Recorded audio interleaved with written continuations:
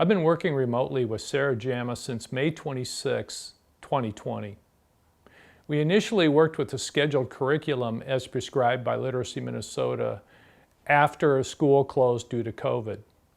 When we completed that list of courses, I began working through some of the other subjects and lessons at our disposal.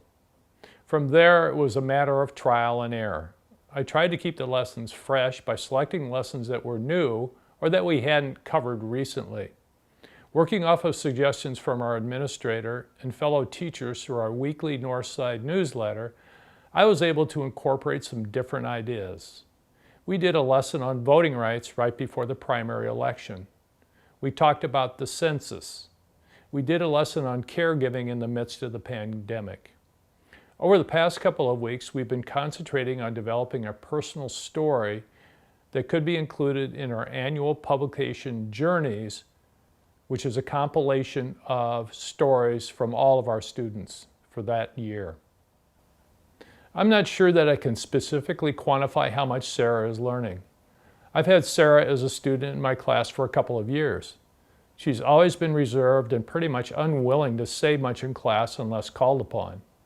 I think this has held her English learning skills back somewhat in comparison to some of my other students. If anyone could benefit from one-on-one teaching, it was her. So in that sense, remote tutoring has been a great thing. Sometimes I'm not sure if she's totally understanding what I'm trying to teach, and then sometimes she surprises me. It's been particularly rewarding to have her answer open-ended questions. We went several weeks with a series of questions from an icebreaker warm-up exercise. She had to choose from a list of 10 questions and give me 3 sentences in response. Her answers were thoughtful and sincere and really made her think rather than just repeat from rote. We had a great time with the It's a Wonderful World song lesson utilizing a Louis Armstrong video from YouTube.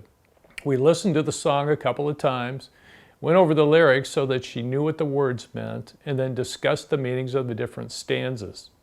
At the end of the lesson, she was singing along with the song.